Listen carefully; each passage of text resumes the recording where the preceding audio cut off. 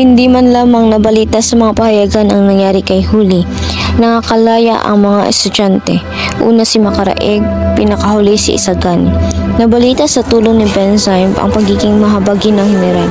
Ang tanging di nakalaya ay si Basilio.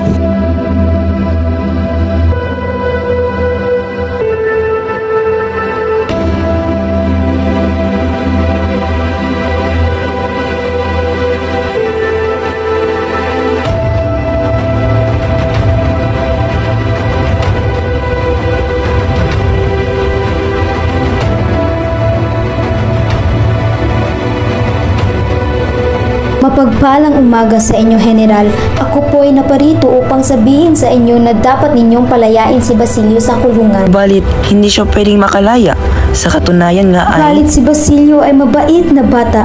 Sa katunayan nga ay malapit na siyang makapagtapos ng kursong medisina. Kung gayon man, mas mabuting manatili siya dito sa loob ng kulungan sapagkat siya ang may utang na loob sa Espanya. Ang Espanya ang nagpapaalas sa kanya, hindi ang mga Pilipino. Ngunit mabait na bata si Basilio at meron siyang mga pangarap sa buhay. Sayang naman kapag hindi siya makapagtapos ng pag-aaral. Ika'y tumigil, Makawani, sapagkat mas mabuting manatili siya roon upang mabayaran ang lahat ng ginastos ng Espanya upang marating niya ang kursong medisina. Subalit, General, ako'y nagmamakaawa. Pakinggan niyo naman ako. Sapagkat si Basilio ay talagang mabait na bata. Siya ay matulungin, matalino na estudyante.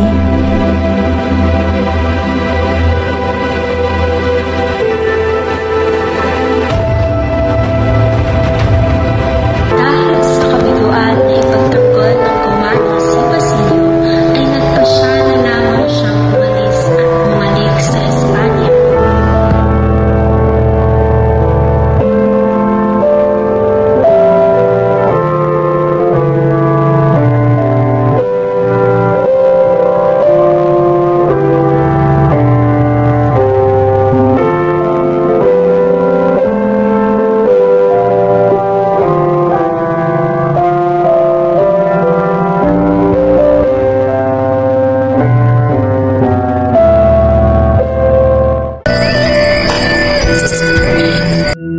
Para sa minamahal kong anak, pakiusap, umuwi ka na lang at tulungan ng iyong ama sa pagsasaka. Nagmamahal, Ina.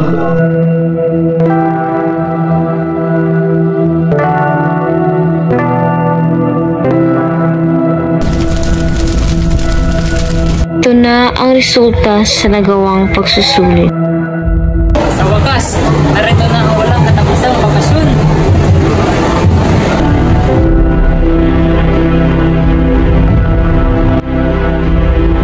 May dala po akong bagong balita. Tungkol saan? Balita po galing sa Tiani. Sino? Tungkol po sa iyong mga mahal. Anong nangyari sa kanila? Sina Tandang Selo po at Huli. Ano? Kailan pa? Si Tandang Selo po ay nawawala. Anong nangyari? Si Huli? Anong nangyari? Si Huli po ay patay. Paano?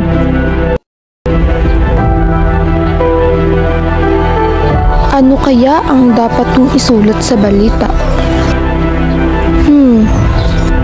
Aha, alam ko na. Ang pagaling ni Simon.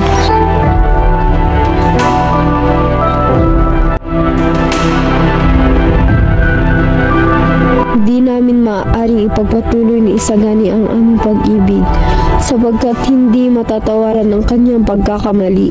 Siya'y nagkasala, siya'y nabilanggo at hindi ko kayang umibig sa isang lalaking mali ang pagkakakilala sa kanyang lipunan at sinisisi ang lahat.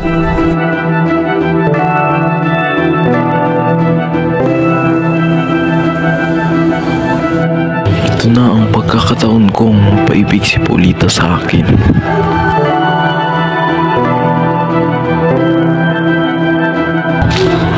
Paulita, pakinggan mo muna ang aking hiling.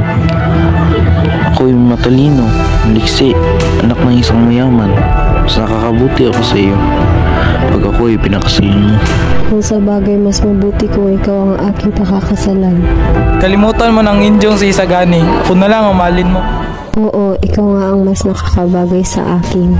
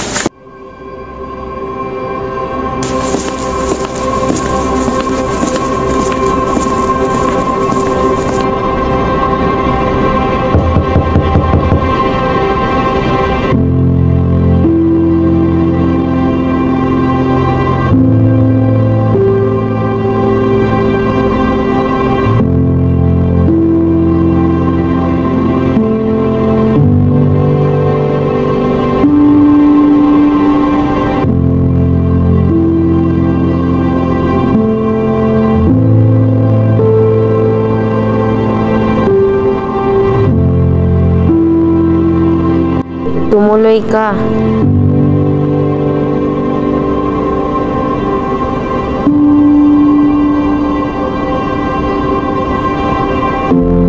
Ginoong Simon, ako'y naging masamang anak at kapatid. Nakalimutan ko ang pagkamatay ng aking ina na si Sisa at ang aking kapatid na si Crispin. Ako'y pinarusahan ng Diyos. Kaya ngayon, simula ngayon, wala na akong ibang hangad kundi magiganti. Sama laban sa sama, krimen sa krimen, at karahasan laban sa karahasan. 4 na buwan na ang nakaraan nang kausapin niyo ako tungkol sa paghihimagsik. Ako'y nagkamali. Tama kayo, Ginoo. Nitong 3 buwan at kalahati, hindi ako nakiisa at nang mabigo ang kilusan. Pagkakakulong ko ang naging kabayaran. Ang pagkakalaya ay utang ko sa inyo, Ginoo. Ngayon narito ako, humihingi ng sandata at may gustong magsuklab muli ng himagsikan. Ako'y handang maglingkod kasama ang mga sawimpalad.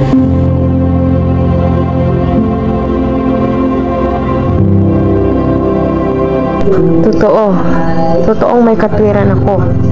Oo, may katwiran ako.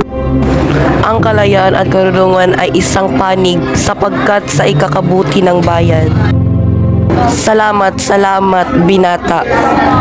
Pinawi mo ang pangamba at pag-aalinlangan.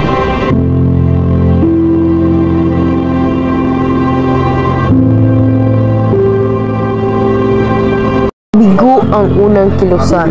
Ako ay iniwan ng marami dahil nakita nila na walang kapag-asay. Ako'y napag-urong sulong nang naging malapit na ang himagsikan. Noon may iniingatan pa ako. Nag-iibig pa ako. Ngayon, patay na ang lahat sa aking puso. Wala nang pag-aalinlangan. Ikaw, binata, isang kalapating walang masamang hangarin ay nakakaunawa ng isang kailangan. Ginising mo ang aking damdamin upang kumilos. Akong bahala sa taas, ikaw sa baba. Magsasabog ako ng kamatayan sa gitna ng karangalan. Halika rito, Basilio.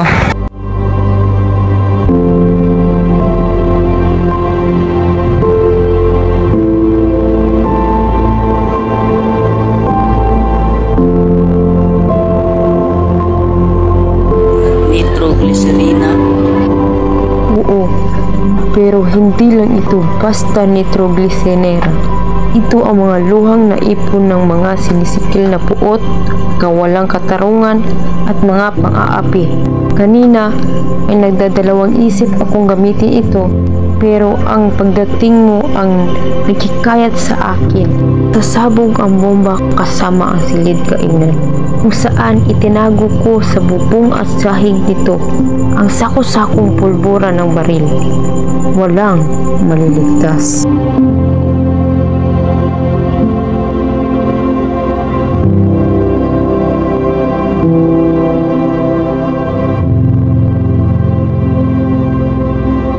Kung ganon, hindi naman pala kailangan ang aking tulong. Dalhin mo sila sa bodega ni Quiroga na pinagtaguan ko ng aking mga baril.